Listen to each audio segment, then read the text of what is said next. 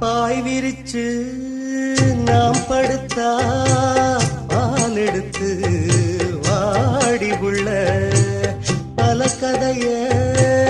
பேசி புட்டா வசிச்சிருக்கும்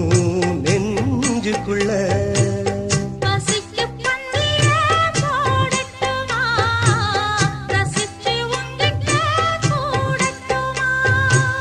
தவிச்சு நித்த